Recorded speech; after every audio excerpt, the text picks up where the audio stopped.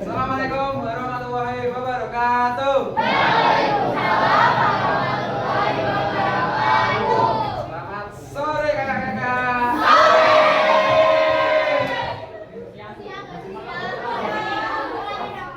Selamat siang kakak-kakak. Gimana kabarnya nih? Jadi di sini kami dari 10E2 kelompok 1 kami di sini akan mengkampanyekan tentang sesuatu. Sebelumnya izinkan kami memperkenalkan diri. Saya Abdul Azam Malhak sebagai moderator. Halo, saya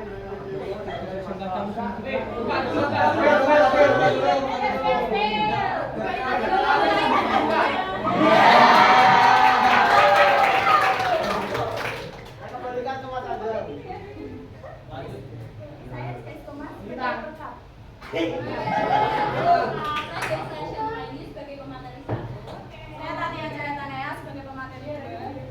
Saya Nopal sebagai pemateri. Halo, saya Zadan sebagai pemateri 4.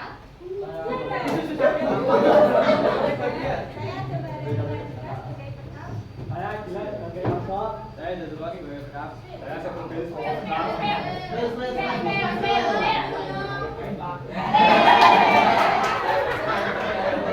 Kemudian ada juga teman-teman kami ada Anggun Krisna Valentine sebagai operator, kemudian ada Priya Marta sebagai notulen, ada Diva Syakira sebagai rekap, kemudian ada Ramadhan Indra Nugraha sebagai kameramen dan Arta Lita Kurniarama sebagai kameramen juga.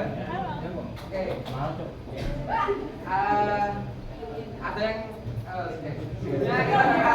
kita kalian lihat nyatakan Mas Goem sebagai pemimpin Yel.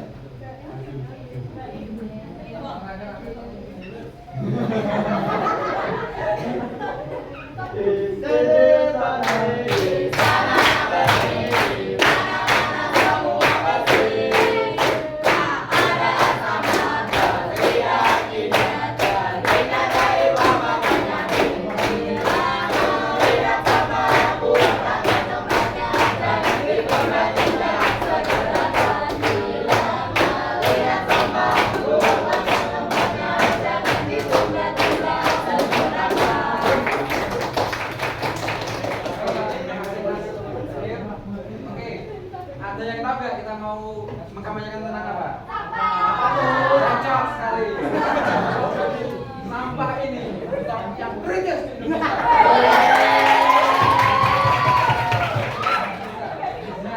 Karena media bagus, jadi kita langsung saja ke pemateri pertama itu jenis-jenis apa akan disampaikan oleh Mbak Hasimah Sabda Zada. Tepuk tangan.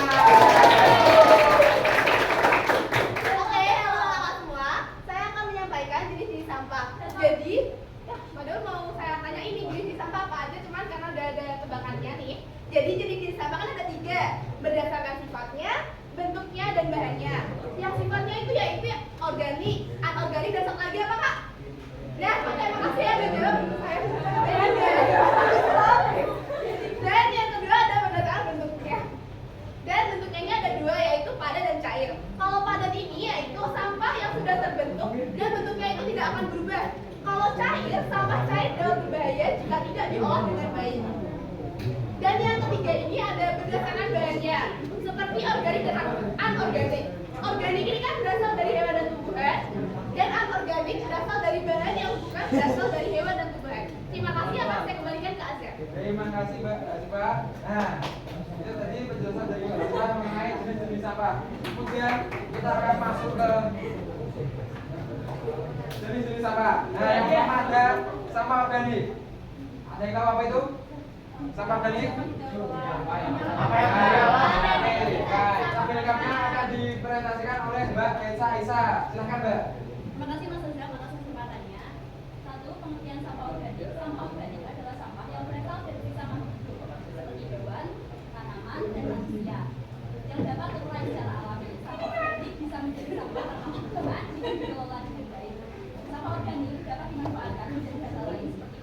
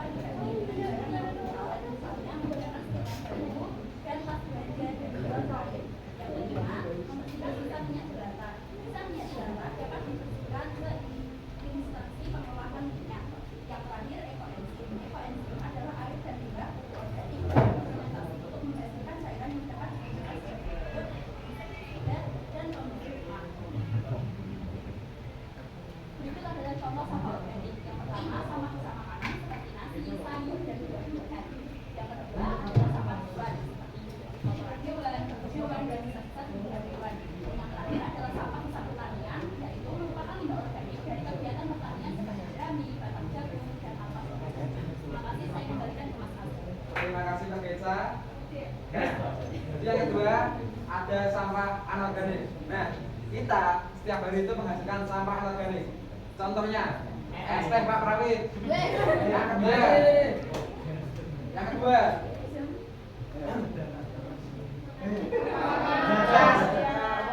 Nah, selengkapnya akan disampaikan oleh Mbak Dahlia. Silakan Mbak. Terima kasih Mas Azam atas waktunya. Yang pertama ada pengertian sampah anorganik. Sampah anorganik adalah jenis sampah yang tidak berasal dari makhluk hidup dan sulit terurai oleh alam. Sampah ini biasanya terbuat dari bahan-bahan yang tidak dapat membusuk, seperti plastik, kaca, logam, dan kertas. Karena tidak dapat terurai secara alami dalam waktu singkat, maka kita harus mengelola sampah tersebut dengan baik. Nah, berikut adalah contoh-contoh sampah anorganik. Ada plastik, kaca, logam, kertas, baterai, serta barang elektronik. Cara pengolahan sampah anorganik. Yang pertama adalah daur ulang. Sampah anorganik seperti plastik, kertas, dan kaca dapat didaur ulang menjadi produk baru. Contoh hasil daur ulang sampah anorganik adalah taplak meja, hiasan dinding, dan gelas plastik. Selanjutnya ada pemanfaatan kembali. Sampah anorganik dapat dimanfaatkan kembali untuk berbagai keperluan. Misalnya kertas hasil daur ulang dapat digunakan untuk membuat kerajinan. Yang selanjutnya ada insinerasi, yaitu sampah anorganik yang sulit daur ulang atau diolah menjadi energi dapat dibakar di insinerator. Sampah yang dibakar akan berubah menjadi abu, gas, dan panas yang dapat dimanfaatkan sebagai energi. Saya kembalikan kepada Mas Azam. Terima kasih Mbak. Latihan. Oke. Nah, ini adalah jenis sampah yang terakhir, yaitu sampah B3. Ini termasuk jarang kita temui di lingkungan sekolah SMA Negeri 13 Semarang. Mungkin hanya di lab kimia. Oke, langsung aja dibacakan oleh Mas Noval. Silakan Mas. Sampah B3, pengertian limbah B3 dapat diartikan sebagai suatu buangan atau limbah yang sifat dan konsentrasinya mengandung zat yang beracun dan berbahaya, sehingga secara langsung maupun tidak langsung dapat merusak lingkungan, mengganggu kesehatan, dan mengancam kelangsungan hidup manusia serta organisme lainnya.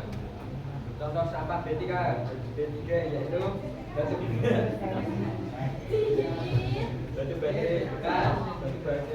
bekas merupakan salah satu limbah B3 karena mengandung berbagai logam berat seperti merkuri, mangan, timbal, kadmium, nikel, dan lithium yang berbahaya. Juga pestisida merupakan pembasmi hama yang mengandung limbah B3 karena terdiri atas bahan kimia berbahaya. Yang ketiga, pembersih lantai mengandung bahan kimia berbahaya yaitu sialic acid, hexachloroethylene alkohol, benzalkonium, natrium chlorioethylsulfat, dan alkohol natrium atau SLS.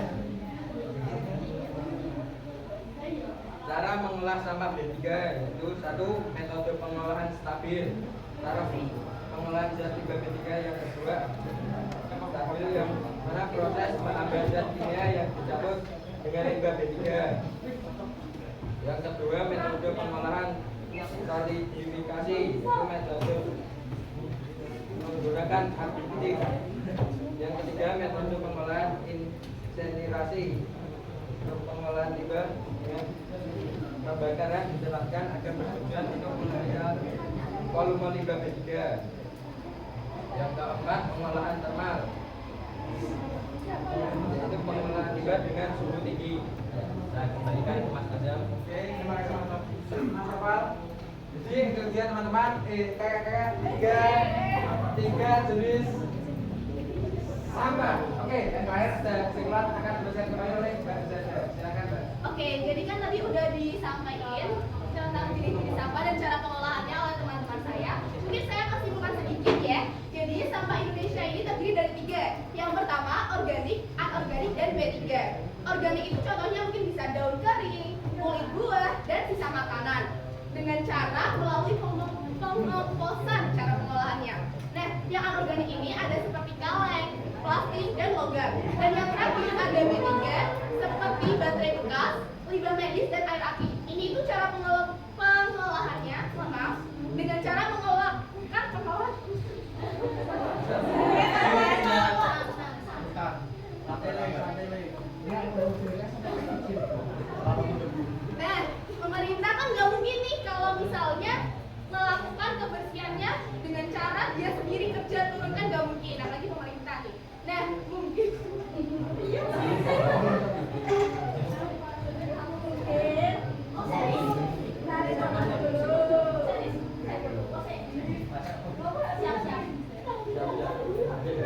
mungkin harusnya kolaborasi dengan masyarakat dan kita sebagai siswa. Terima kasih.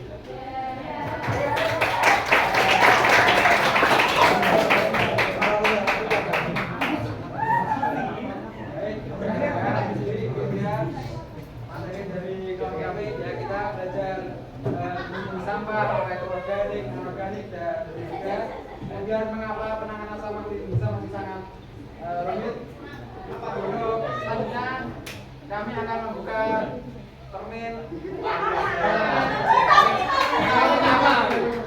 berbagi. Silakan yang ingin berbagi.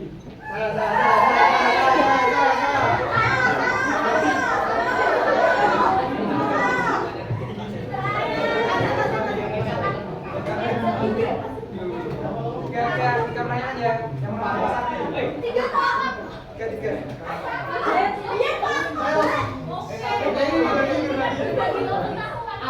Al bertanya Al.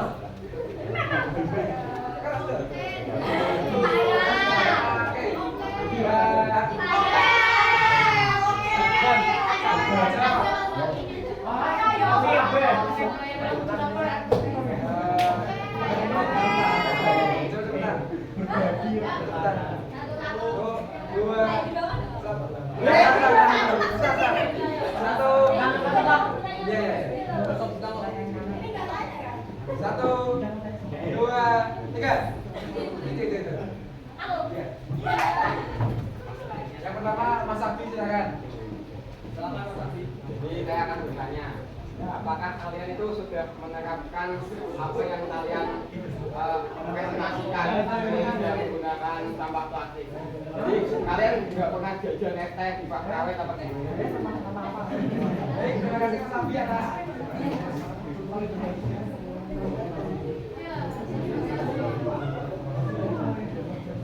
Kemudian silakan yang kedua.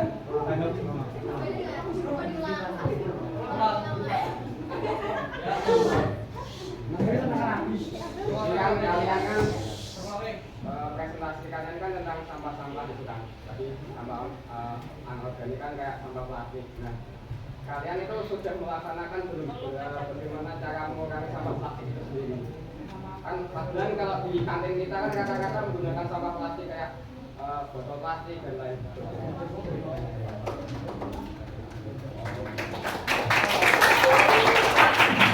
Terima kasih Mas Abdi. Kemudian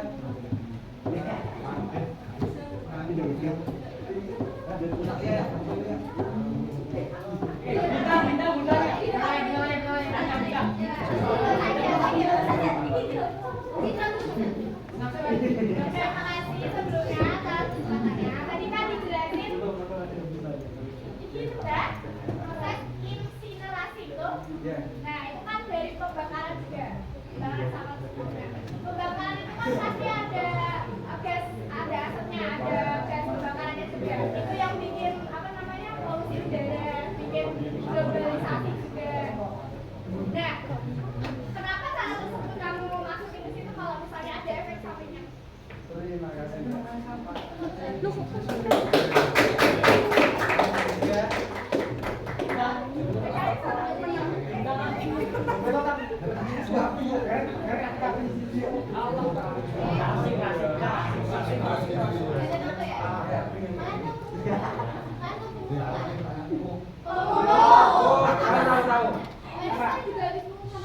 Ya. Nah, misalnya tuh sistem pengolahan sampah tadi atau mengurangi sampah menjadi limbah, itu tuh bisa efektif buat mendukung kayak ekonomi nggak? Misalkan biasanya kan pengolahan sampah menjadi berkah, jadi kan ada proses apa ya pengolahan sampah gitu.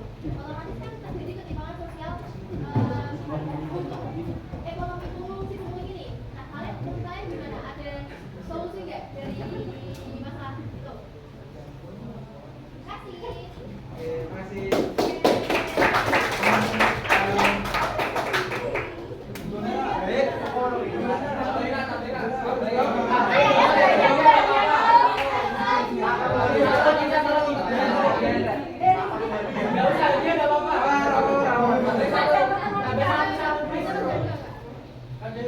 Terima kasih atas pertanyaannya, kakak-kakak.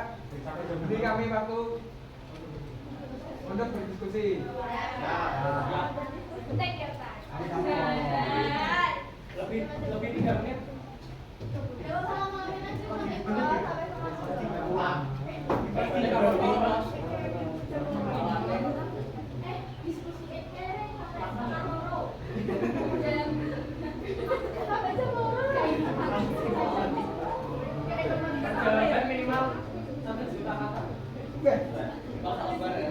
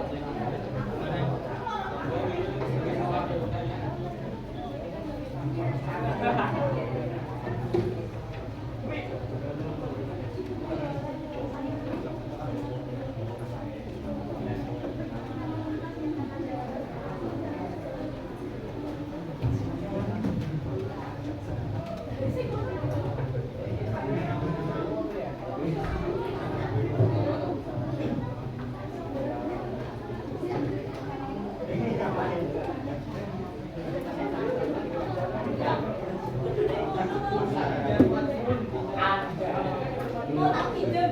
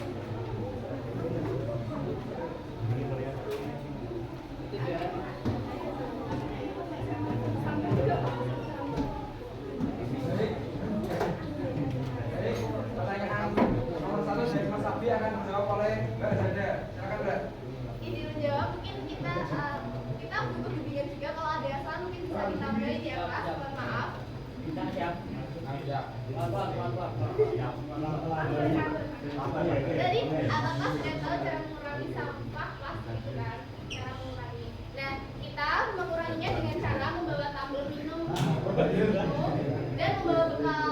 Dan saya sendiri juga sudah menerapkan kalau misalnya beli minuman hangat saya bawa gelas kecil.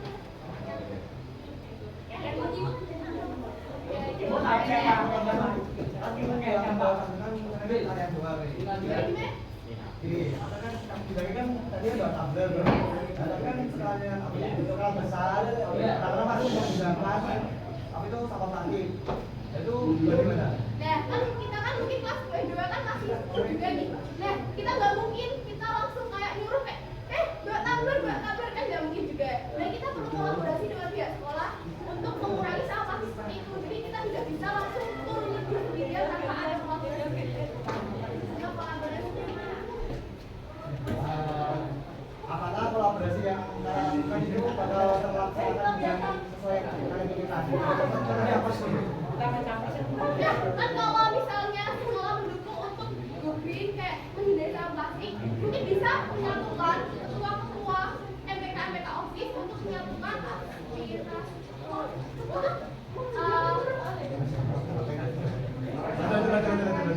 mengajak mahasiswa itu benar-benar menghilangkan plastik gitu loh Mas, dan mengajak kantin untuk bekerja sama agar tidak adanya cup plastik seperti itu yang bawa tumbler.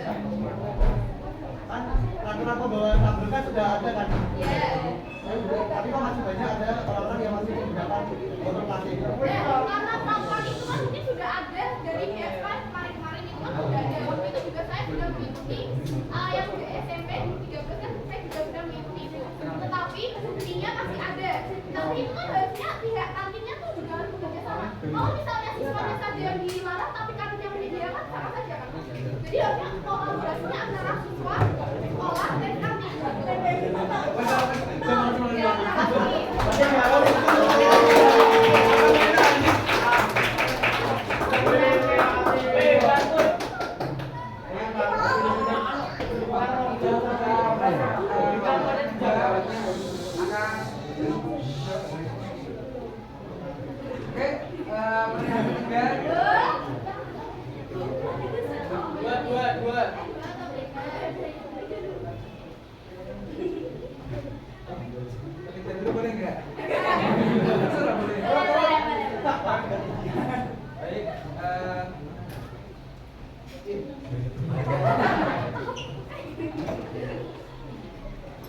Saya akan jawab yang ketiga.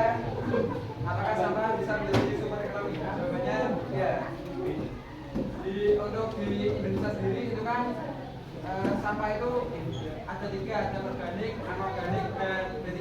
Nah, khususnya yang anorganik ini kita bisa manfaatkan menjadi sumber mata pencaharian baru. Misalnya seperti ekonomi kreatif, misalkan kita bisa membuat rumah kerajin, jahit tuntas maupun mading atau temelan di wilayah menggunakan botol bekas atau makanan bekas. Kemudian kita juga bisa menggabungkan atau merangkul seperti pemulung-pemulung atau pemutik sampah. Itu bisa kita gait, bisa kita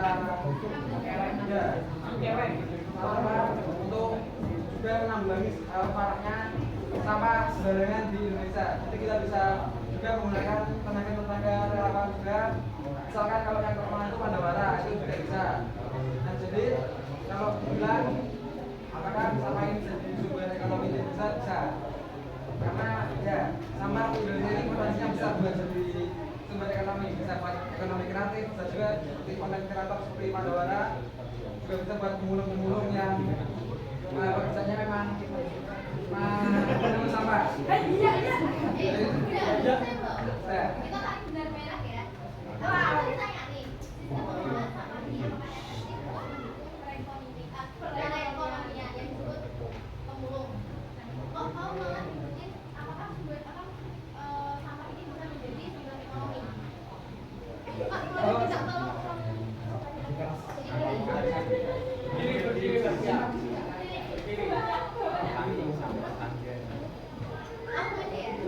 Apakah sistem pengelolaan sampah ini efektif? Pengelolaannya maksudnya membantu sampah dijadikan untuk mendukung perekonomian yang disebut sebagai pemulung. Jadi kan kamu kan mengambil sampah jadi berkah. Nah, mengganggu perekonomian pemulung. Nah, sedangkan pemulung itu pasti ada targetnya buat disetor, buat disetor. Jadi untuk ini kita juga bisa berkolaborasi dengan pemulung.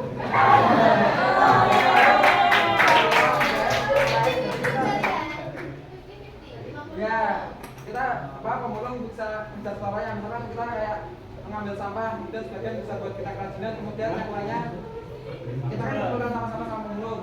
Nah, yang buat pemulung itu bisa taruh ke Indonesia pemulung. Nah, yang buat kita bisa buat bisa bisa kita bagi rata, mungkin bisa buat kita kerajinan, buat dijual, kemudian bisa kita buat pemulung itu juga. Jadi intinya saling menguntungkan. Jadi jajan timpangan ya, Ya. efektif. Ya.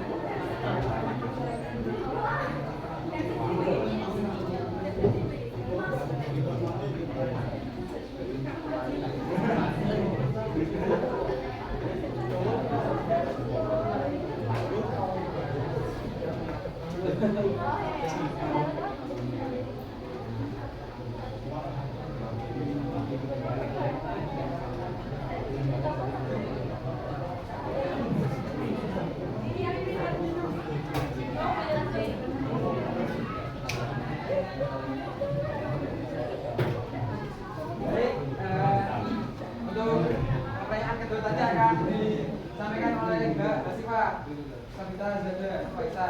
Akan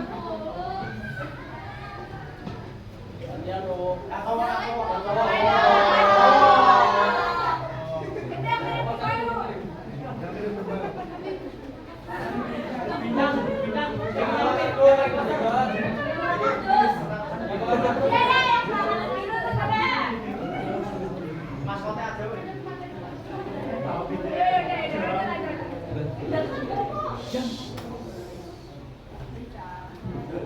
Oke, saya akan menjawab pertanyaan dari Mbak Citra ya. Nah, diskusi ya. Jadi kalau dibeneri kalau ada yang salah. Nah, pertanyaan proses inseminasi ada efek sampingnya nih. Nah, itu ada gas dan asap yang menyebabkan polusi. Kenapa dimasukkan ke fermentasi kita kan? Nah, meskipun inseminasi menghasilkan polusi, metode ini tetap dipilih dalam pengolahan sampah karena yang pertama yaitu pengurangan volume sampah yang signifikan, yang kedua mengatasi sampah yang sulit didaur ulang, yang ketiga menghasilkan energi, dan yang keempat meminimalkan risiko kontaminasi lingkungan, dan yang terakhir dilengkapi teknologi pengendalian emisi. Kalau bisa kamu bilang mengurangi resiko pencemaran lingkungan gimana? Ya, jangan pembahasan itu sendiri aja udah ngeluarin gas loh.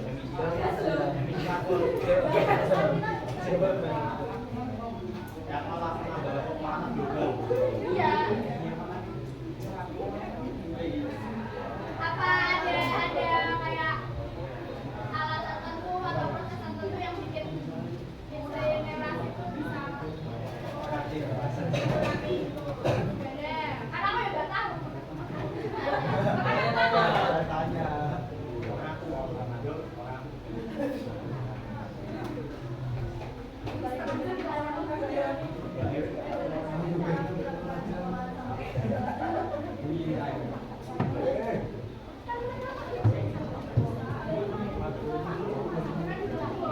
Mungkin kalau buat inseminasi itu bakal berkurang di anorganik, tapi emang efek sampingnya seperti itu. Mungkin kalau misalnya ingin tidak seperti itu, berarti presiden harus punya alat khusus seperti negara-negara lain agar tidak seperti itu. Apa itu alatnya? Apa itu alatnya? Alatnya ini gimana? Cara kerja alatnya gimana? Ya, kalau misalnya kita lihat dari YouTube atau TikTok itu, kalau kita lihat ke negara lain itu ada alat canggihnya, dan sedangkan alat canggih itu tuh menggunakan dana yang mungkin sangat tinggi. Cara kerja alatnya gimana itu? Alatnya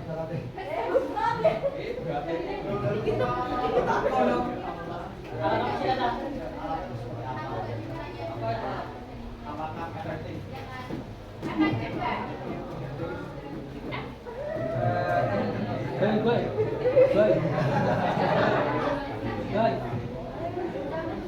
Baik.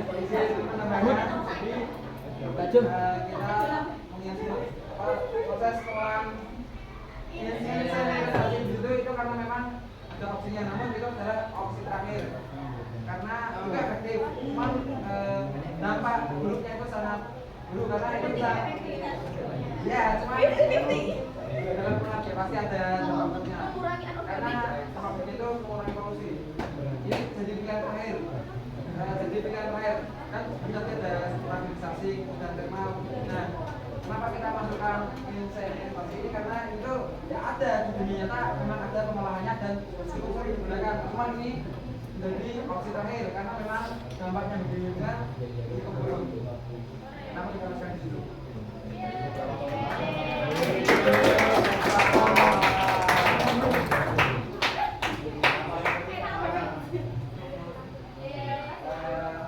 Baik, sebelum terima kasih kakak-kakak. Ya, kita bakal ada pantun sembilan cakep ya.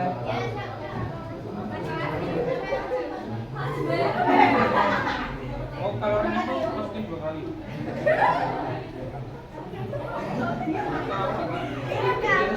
Bagi pasar membeli buah mangga. Jangan lupa membeli pepaya.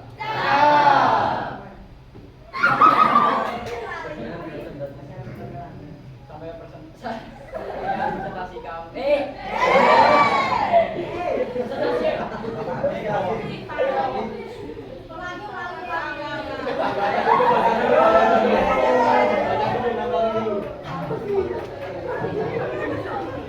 Maaf ya kakak. Boleh diulangi nggak? Nggak boleh mas. Cakapnya ya. Pergi ke pasar membeli buah mangga. Jangan lupa beli pepaya. Presentasi kita sampai di sini saja. Semoga bermanfaat untuk semuanya.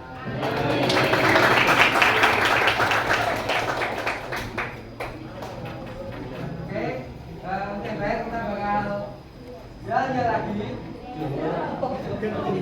Jalan lagi. Pertanyaan lagi. Selamat Mas Bang. Senang weh. Kami juga senang weh. Yang pakai masker, jangan sampai yang itu main HP.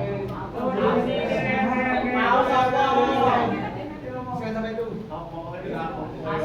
Langsung sebelum menit. Foto tahu kita.